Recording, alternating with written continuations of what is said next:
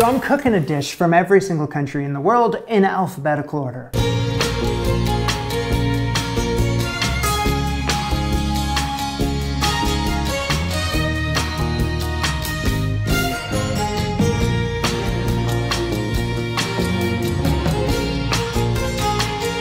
I might be a senior citizen by the time I'm done it, but it shall be done. Today I'm in Cambodia. Hello everyone, welcome back to my kitchen, and it is yours today too. Please take a seat, get comfortable, and we're off to Southeast Asia, Cambodia. I'm gonna take a crack at their national dish. It's called fish amok, aka amok tray. And it's a dish that's associated with some royalty dating back to the Khmer Empire way back when. Spicy and fragrant coconut fish curry, that's what it is. And appearance-wise, it looks really, really cool because it's steamed in like this banana leaf bowl, basket, whatever. Okay, let's do it. So I need to figure out this recipe. And we're gonna start off with making the custard, and I have a heavy coconut cream. Skim 3 tablespoons of the top portion. Just the top part, like whatever's sitting there.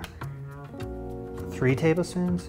So this is reserved for garnish.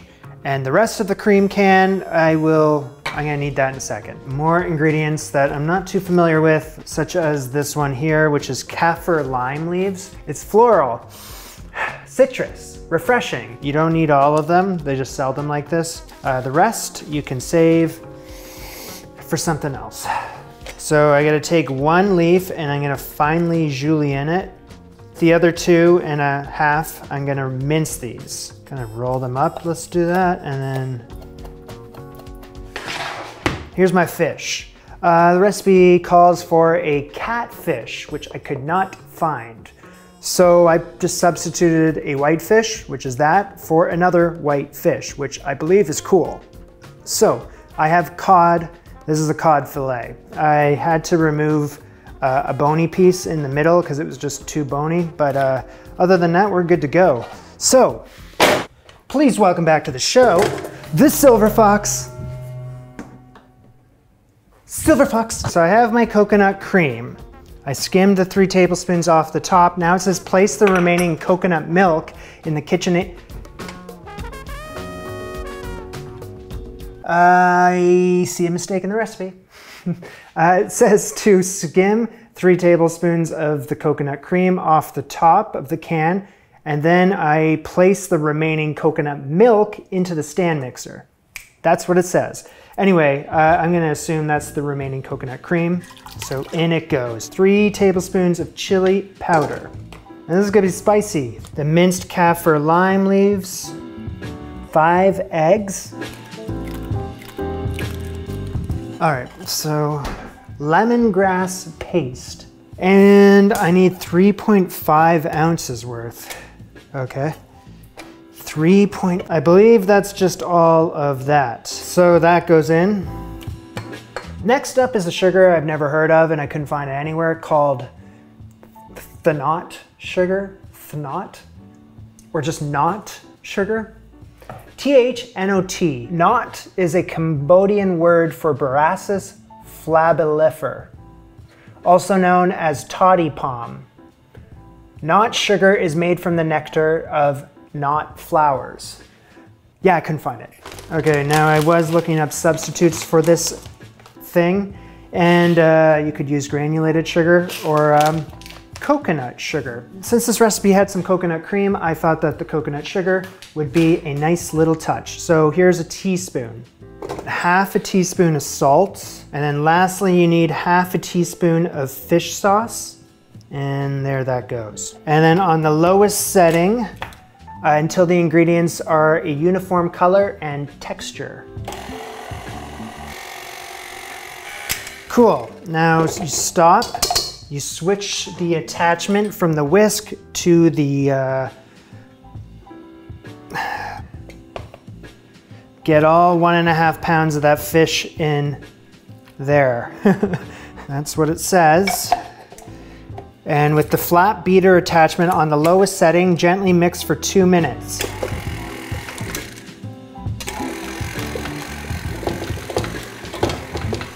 Is that gonna work? No! 1.5 pounds of catfish fillet sliced 1.5 inches. What the hell? So after I've completely embarrassed myself live on national television here, I realized that I just need to slice this up into like small pieces, small enough to make sense in your curry. So that's precisely what I'm gonna do. Honestly, I thought that the beater was gonna tear this fish apart in the mixer, but it ended up just like stretching it, so that didn't work. Now that I discovered that I need to cut the fish up, thanks to a couple other recipes I looked at, those other recipes are using a mortar and a pestle to grind up a whole bunch of these ingredients in here, like lemongrass rather than lemongrass paste. Grind it up in the mortar and pestle with the lime leaves, chili powder, the sugar, etc. Where I'm throwing everything into the silver fox, which seems a little more modern, and for a recipe that is ancient, I guess that doesn't make a whole lot of sense. But this is a recipe I found, and I thought it was authentic, and it seems to be authentic. Let's hope it's authentic. Let's keep going. I'm gonna mix this on slow for 2 minutes.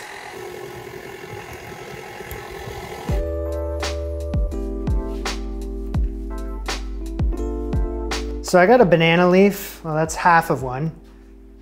And I need to make a banana leaf boat, a 8 to 10 inch square. Wash in warm water so that you can soften it.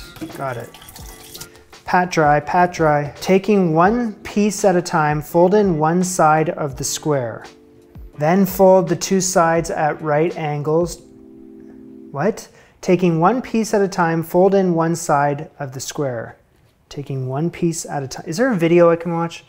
Of the banana leaf, and you want to fold it, form like a pleat, and then you secure it with a toothpick. Take my banana leaf and then I fold it, grab like the end there, and then I got a toothpick, and I think I just poke that through. You basically take one side of the banana leaf and you want to fold it, form like a pleat. Oh, okay, this requires complete focus.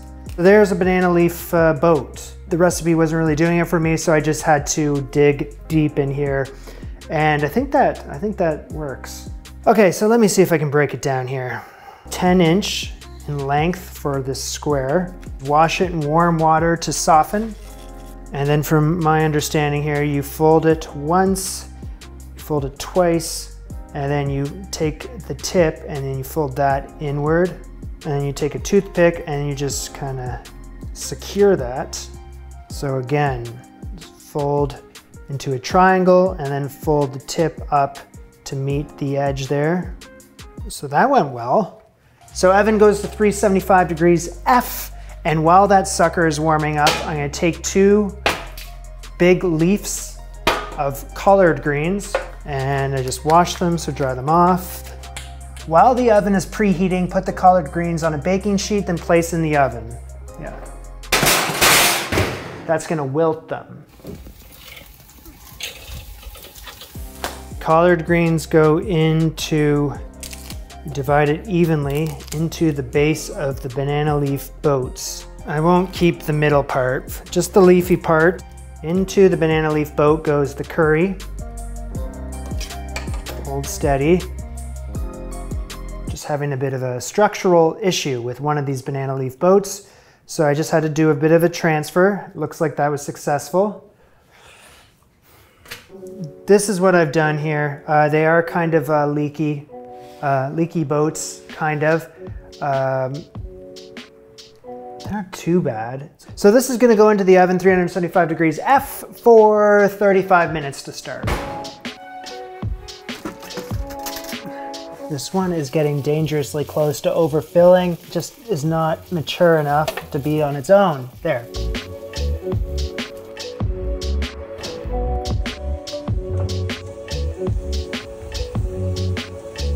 Whew. So that's 35 minutes later. Okay, so I'm gonna place them under the broiler for 2 to 3 minutes until they are nicely browned.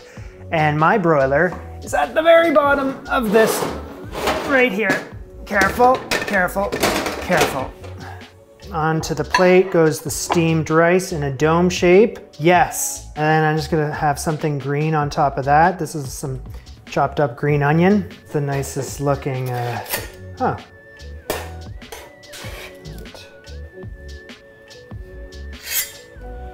Okay.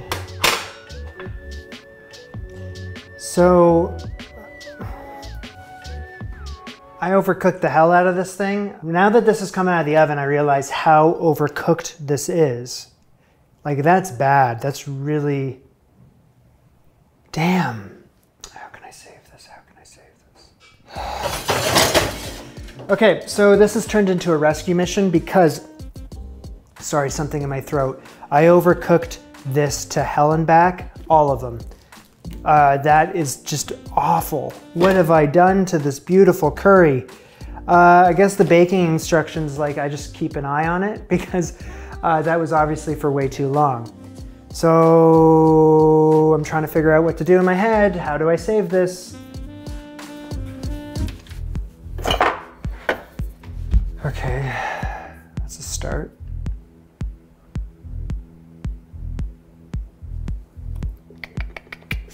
It's the only way I can figure out how to do it. Okay. Going off book.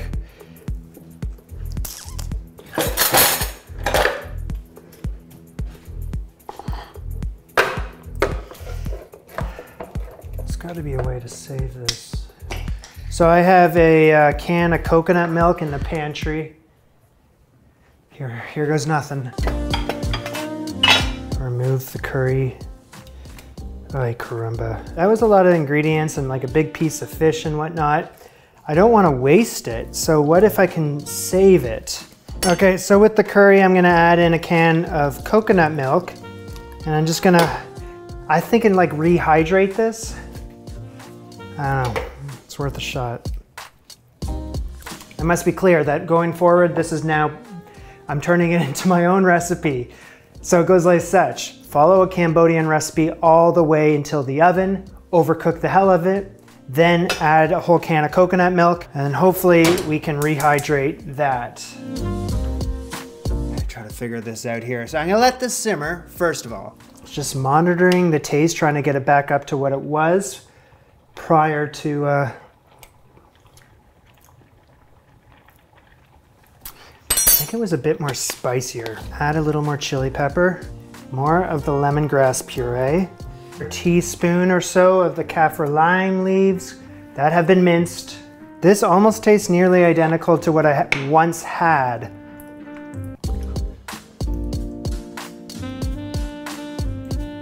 It needs one more thing. I know what it is. It's missing some of that fish sauce. What does that taste like? Yeah, it's missing that. Okay, there's my banana leaf boat. Where's the plate? Staying warm in the oven. Freshly wilted collard greens. This curry here has been simmering for 30 minutes or so. Okay. Now, do you remember the coconut cream, like the reserved coconut cream from the very beginning? I need 1 teaspoon of it to go on top. Don't ask questions. The julienned kaffir lime leaves, those can go on top. I had to re-julienne them because they all dried up the first time. Then the thin slices of Fresno chili pepper. I'm not gonna lie to you, but this rice right here is, because I was keeping it all warm in the oven, it's firmed up. We have a new rice dome, the green onion to go on top of that. Now we have sprung a leak in that boat, just a slight one. It will still float. But considering where we once were, where we are now, I'd say that's a step in the right direction. Order up!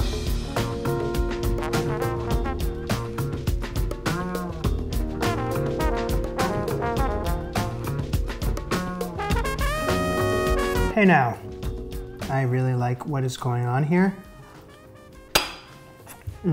Things were looking bleak there for a second, but I think I think we've saved this. I think it's tasting almost identical to what I had before I butchered it. So that's good. I think this is closer to what we were supposed to get. And it's actually quite good. I'm glad it all turned out. The fish amok is a tasty little thing. You know, nice flavor of coconut running through the whole thing. It's well balanced, it's spicy and sweet. And the biggest issue obviously was that the thing was just completely burnt when I removed it from the oven. It took away all that creaminess. So thank you, Jamie, for buying an extra can of coconut milk. And the funny thing is, the only reason I have that in the kitchen is because of that typo in the recipe. I have a message. When I read you need coconut cream and coconut milk, remember that typo? I bought them both. And then, well, you know, it was an act of God. Firstly, apologies to Cambodia. I have another message. Apologies firstly to Cambodia for nearly butchering your recipe. I think I can leave here with my head held high in the end. I will see you all in another country that also starts with the letter C. See you later.